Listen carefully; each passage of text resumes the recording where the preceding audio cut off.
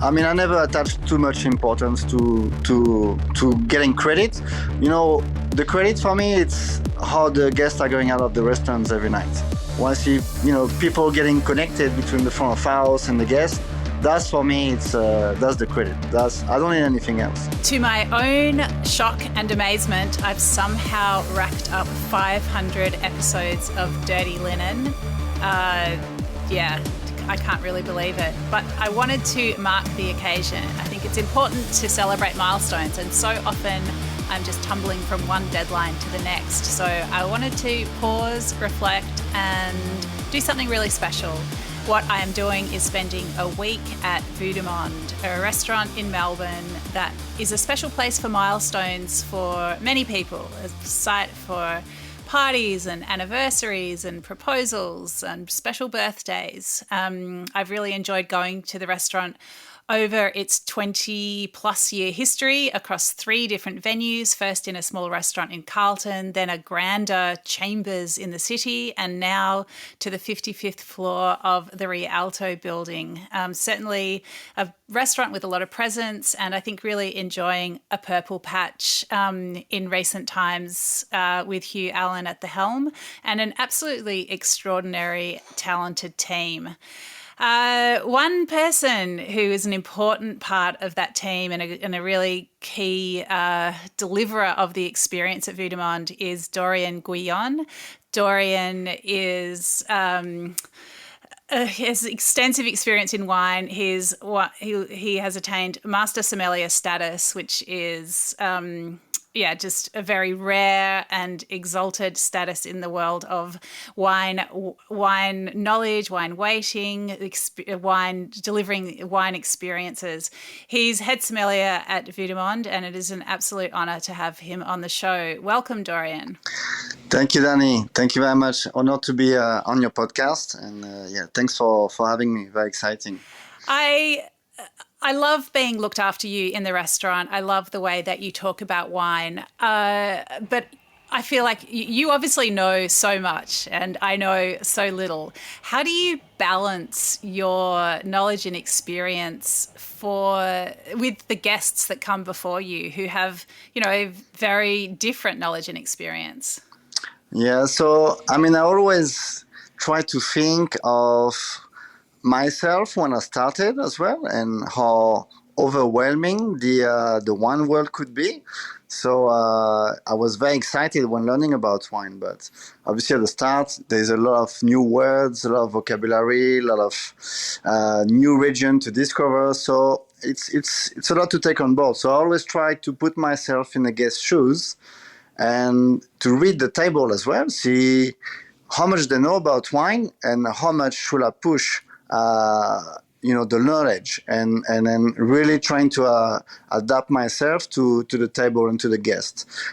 So that's something that we put a lot of effort on, is not to, we're here to look after our guest. We're not here to just educate the guest and show off our knowledge. That's we are always driven by hospitality first, rather than just showing off the knowledge, because sometimes can be very overwhelming. Definitely. What would you like someone to leave Vue De Monde thinking about the wine experience that they've had?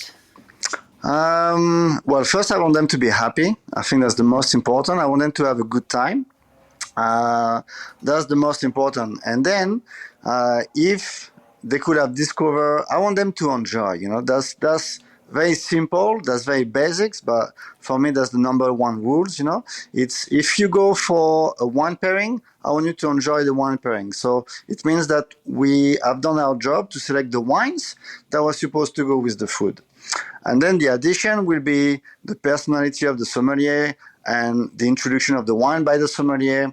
And I think that will contribute well to the experience. We as a sommelier, we try to kind of season the experience of the guest from a different angle. But obviously for the people that will go for a wine pairing, that will also always be very, very important. So if it's just for a bottle of wine, then we just want to make sure that we have selected the right bottle of wine for for the guest, depending on their budget, depending on their experience with wine.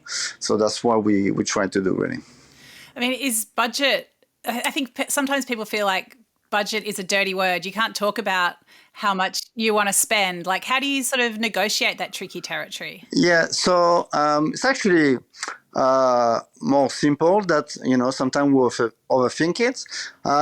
But if someone is asking me for, I don't know, let's say a bottle of Chardonnay from Burgundy, Burgundy can be quite expensive. But on the list, we always making sure, that's also something that we look at almost every section of the list, that we have wines at every price point of, good quality at every price point. That's very important. So what I will tend to do is to propose 3 options to the guest that's asking me that question. So I will go for, entry-level regional style of Burgundy, and then I will maybe go for a village wine or Premier Cru. And just by the reaction of the guest, I will have an idea of what kind of budget he's looking at spending. It's going to give me more information out of the 3 options that I'm going to give him. And then from there, we can start to talk and then, explore the different options for him. It's clear from the moment you enter Vue De Monde that wine is a very important part of the experience. So you come in through this sliding glass door and you walk through a cellar before you enter the restaurant. So there's definitely this signal that wine is important. And I suppose, I love sitting at the table and drinking wine, but I know nothing about the effort that goes into creating that cellar, creating the list. Can you give us an insight into that? Yes, yeah. It's an amazing setup. To be honest, I work in a few venues back in Europe before I came in Australia, and I must say that's the biggest seller I've worked with, and that's an amazing tool as a sommelier to work with. So we're really trying to explore that as much as possible. So the background, it's. First, we have to research for wine. So we are in constant contact with our suppliers who are in charge of importing wines. They have long portfolios. And through that, we're going to dig, we're going to test, wines repeatedly, new vintages or new arrivals. And then we're going to select what we think could fit the wine program at Vue De Monde. So then we're going to, order the wines, and then every week we're going to organize the team to organize the wines in the cellar. So new reference in the cellar, moving the cellar around, the bottles around the cellar, to just put them upstairs on level 55. So on level 55, we will have about 1 or 2 bottles of each wine on the wine list, and all the way downstairs in the building, we'll have another wine cellar where we keep a little bit more quantities of each wines. So that's kind of the basics. And then obviously to manage such a big wine list, we need to emphasize the education of the sommelier team behind, because when you have such a big wine list, there's a lot of questions that can pop from the customer. So we got to be ready, we got to be confident with our knowledge of the wine list and the producer that we are representing on the wine list. I think that's very important. I mean, how do you do that? Is there like quizzes? Do you just... Yeah, actually there is. We will invite you in one of those one day. Yeah. but we do a briefing with the entire team before we go to service, and then the sommelier will actually go in the cellar, and then we will question each other. So we'll do a little debrief of our sommelier service as well, because we talk about things that doesn't really concern others most of the time, little details, that we try to adjust in terms of timing of service or wine pairings or, just little details. And then after that, we will choose a subject every week. Every single week, we have a subject and we are studying that subject. And so what is exciting is that there is, it used to be a bigger team, but still there is always 1 or 2 sommeliers in the team that is generally studying for something. So we going to focus on helping that sommelier to achieve a good result at the exam. So we're going to focus on what is necessary for him to be successful. So generally we're going to cover like the subject that is kind of lined up on the calendar, and then we'll just ask questions to each other. What's an example of what some of these subjects? Oh, it could be give the Grand Cru of Chablis if it's a Burgundy. It could be, I'm going to name a Premier Cru called Les Souchaux, so you're going to have to locate the village of the Premier Cru Les Souchaux. It could be the old vine charter of Barossa Valley in South Australia. So it's just covering multiple subjects. It can be viticulture and vinification subjects, a lot of geography, a lot of grapes knowledge. So it doesn't sound like it's important, but it is, but it just doesn't sound like maybe you're going to use that at some point. But throughout conversation with the guest, some guests, they know very well about wine. They're very passionate about Burgundy. We have a few people who collect wines as well. And then by knowing that Les Souchaux is a great Premier Cru of Vosne Romanée, when you're going to open a bottle from the cellar, we're going to test it, you're going to try to make a memory inside your brain about having tested this Premier Cru Souchaux from a certain producer. And maybe that's an experience that you can share with a guest that is very passionate about Burgundy. So that's a way to enter a conversation with someone who knows quite well about wine. Or simply, if someone really wants to discover Burgundy and has a pretty good budget, well, what can you recommend as a sommelier? Well, I've tested the Premier Cru Les Souchaux from Vosne Romanée not too long ago, and I thought it was a fantastic bottle.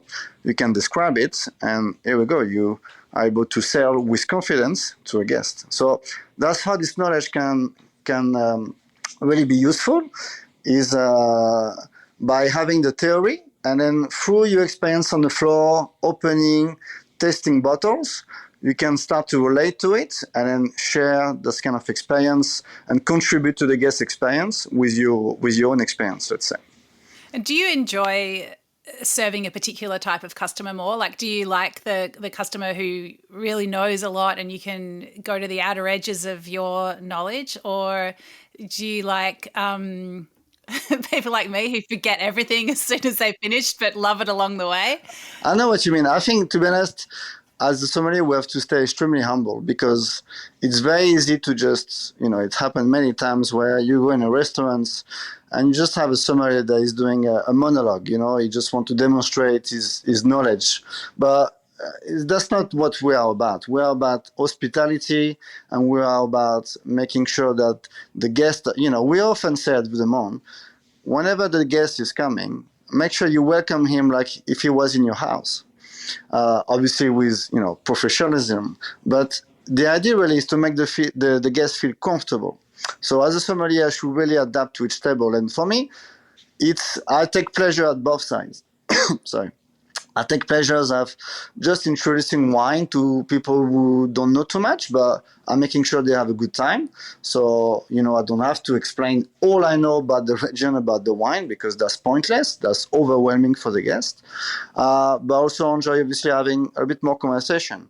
And I often find myself in the same evening just having to change hats from one table to another.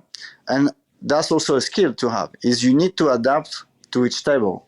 And that's a very nice challenge that I still really much enjoy nowadays, to make sure that I change a little bit what I'm going to talk about and how I'm going to behave at each table. Love it, Dorian. So how did you get into this caper? Give us a sense of your background. So I'm from France, which I'm sure you can hear. So I'm from the Loire Valley in France, and actually, like a lot of French family, I'm from middle class background, so my family didn't drink much wine, or if they drink wine, they drink pretty cheap wines.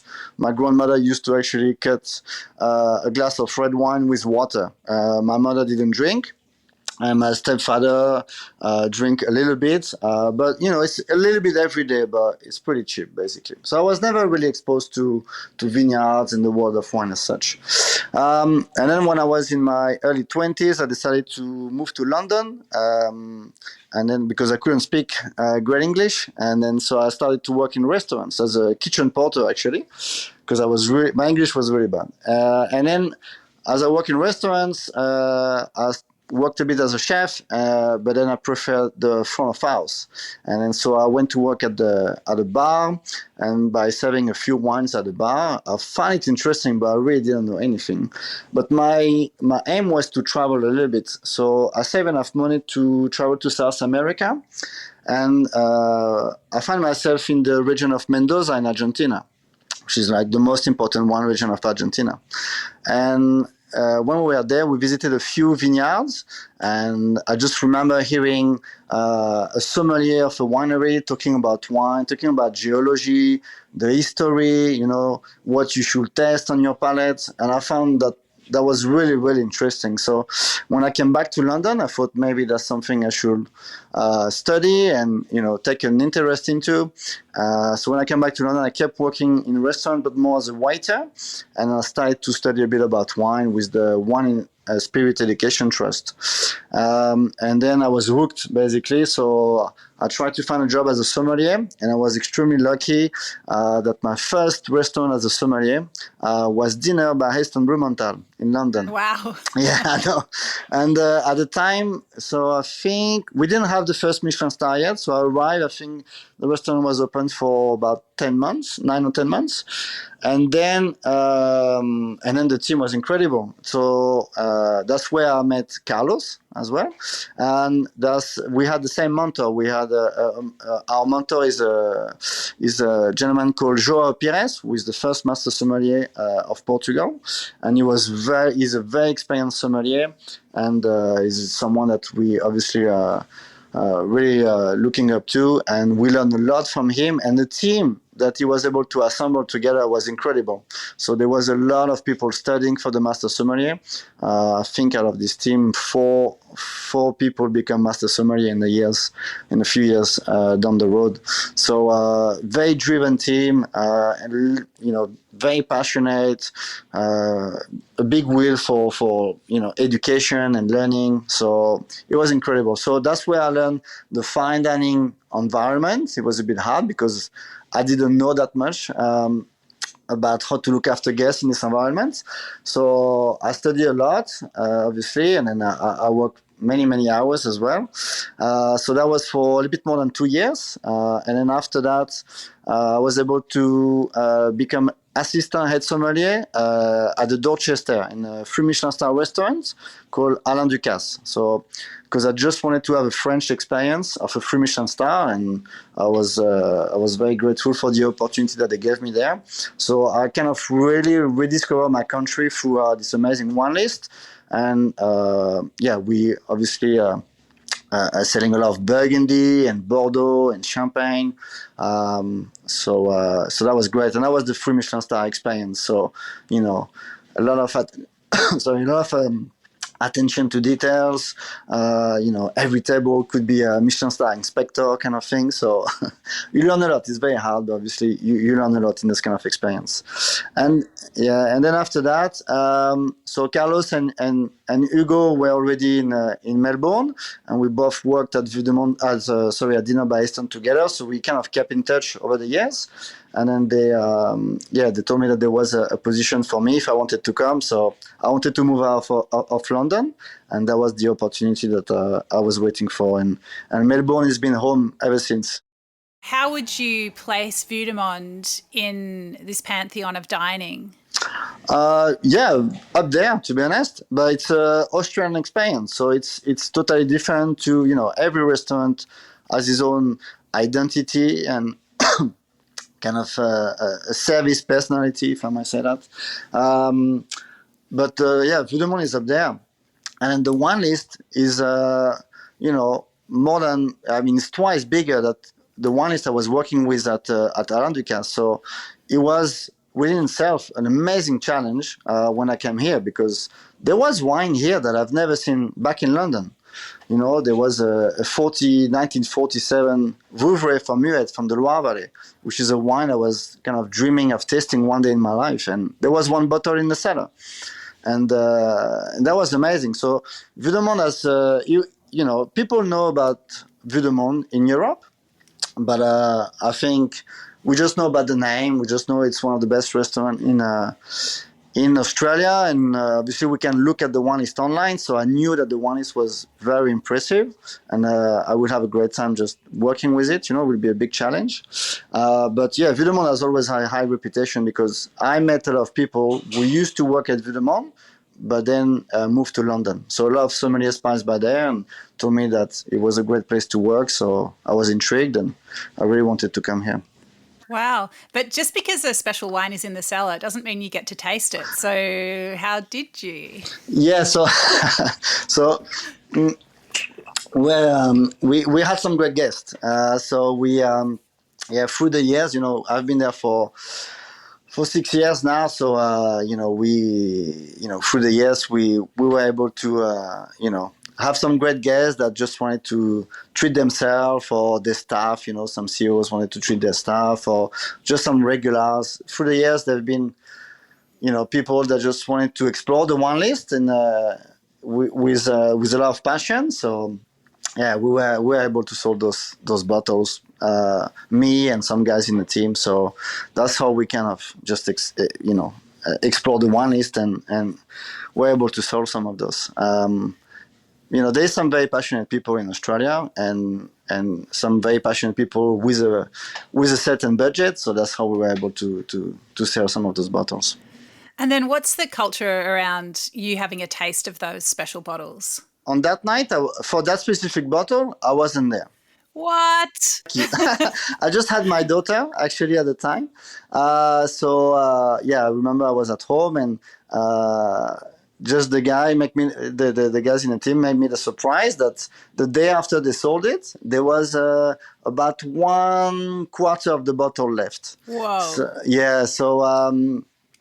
So yeah, it's just happening. And then it happened with actually a few bottles. I think we're just extremely lucky because that's very rare. There was a 1945 Petrus as well in the cellar one day that was sold, and it was around the same period actually. And then they just sent me a message saying, "Well, we sold this amazing bottle, Dorian." That's I was like, "Well, that's great. The guest is gonna, have a great time with that bottle." And they just told me, "Well, the guests actually left some wine for us to test." So I just put my daughter to sleep, and at 1 o'clock I took my bicycle and went at the restaurant to test it because I know that will be my only chance to ever test that bottle. That's amazing. How was it? Oh, it was incredible. But for the 45 Petrus, was actually still in very good condition, and it felt like it was made in the 70s. Like there was not too much age on it. There was still a great food quality, great concentration, and it just felt much younger than I thought it will be. And for the 47 Vouvray, which is a Chenin Blanc from the Loire Valley, from our region, there was much more kind of oxidative character, but still a little bit of sweetness, still a bit of fruit and honey notes, and it was more of a. It was time to drink it, I think, but it was extremely emotional to be able to test that one because it's a great vintage in the Loire Valley. It's just after Second World War, and it's a very historical bottle basically. And so it was very emotional to actually test that wine and to kind of put this in your memory, really. Incredible. So Dorian, to be a master sommelier, it takes a lot of work. I think it's only 250 or so people have ever attained that status in the world ever.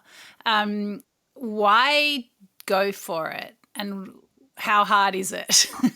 Yeah, well, I mean, to be honest, until I was, until I find the wine world, like that I was passionate about wine, I was not sure what to do with my life. So when I started to work at dinner, I thought it was just the perfect timing for me because I kind of was feeling that that's finally what I want. I know what I want to do. Finally, I really enjoyed that.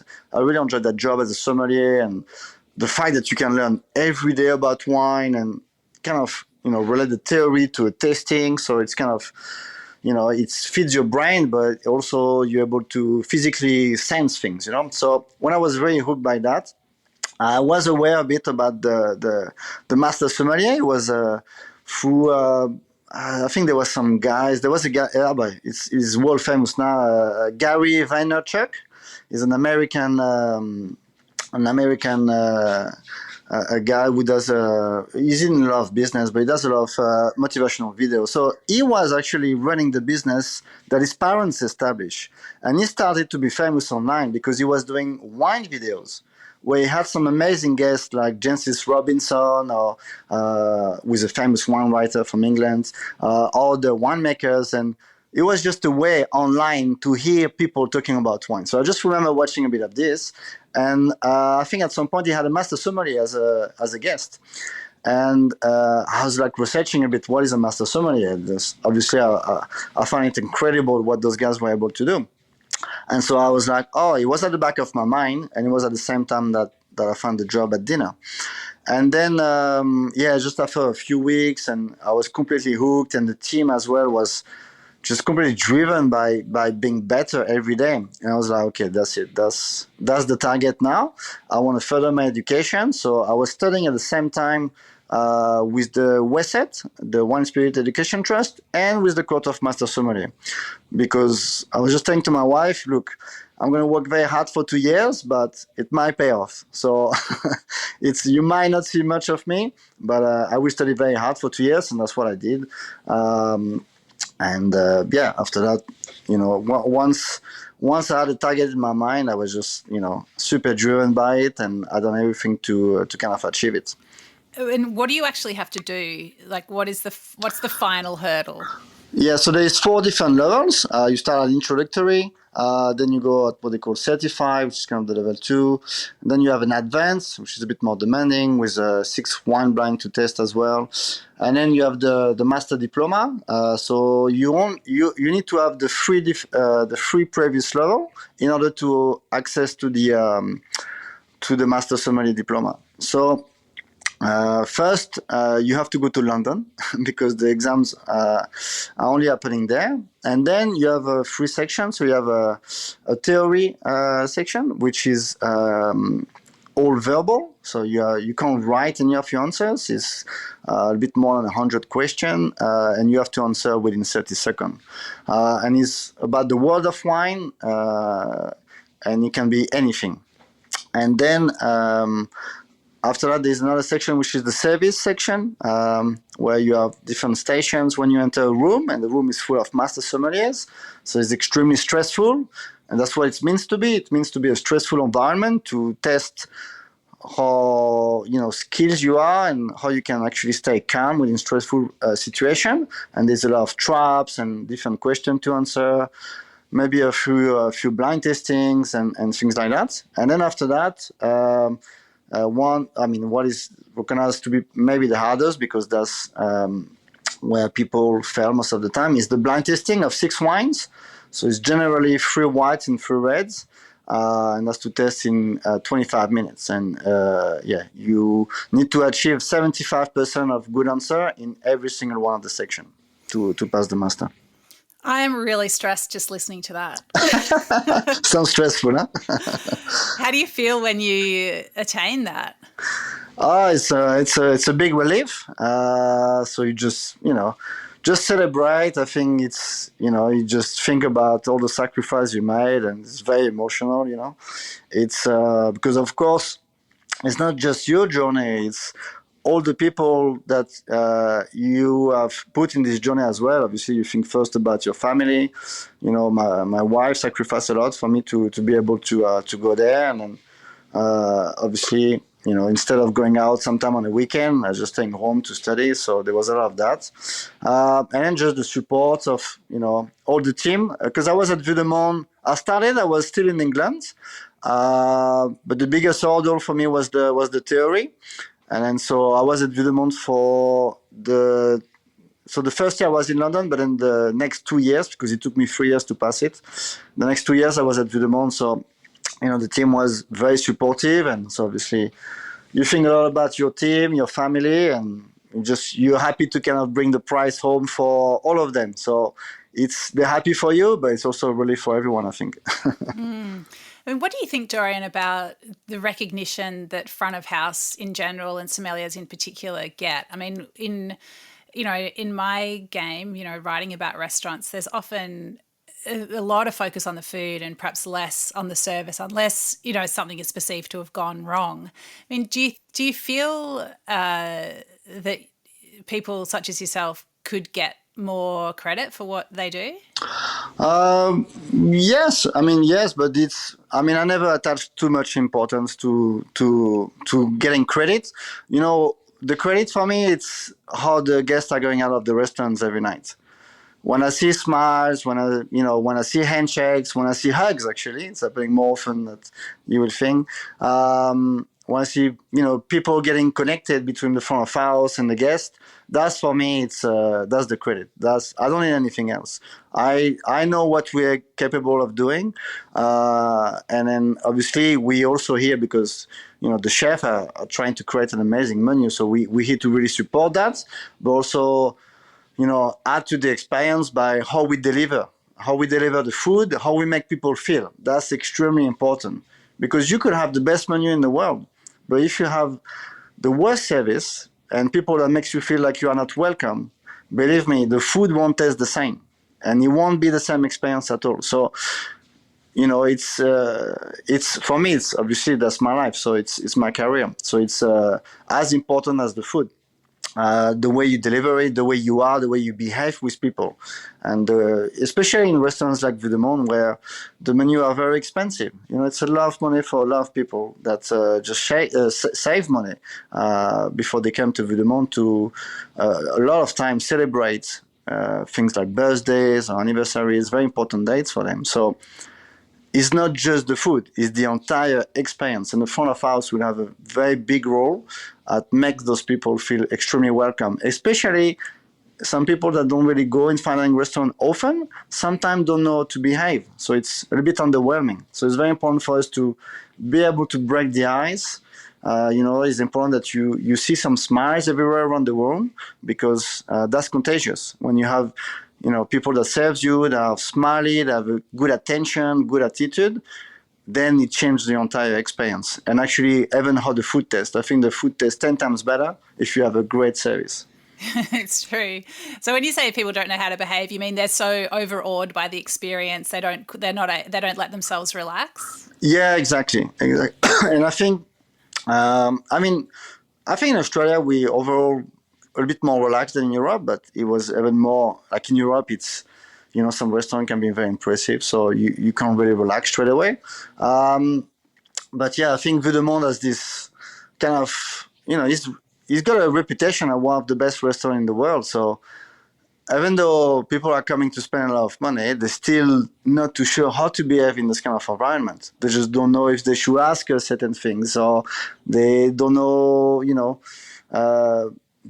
they don't feel comfortable working for the restaurants, or they don't feel comfortable asking about an element in a dish, or things like that. It's little details, but if we can manage expectation and go above the expectation by just reading the table, is like, madam,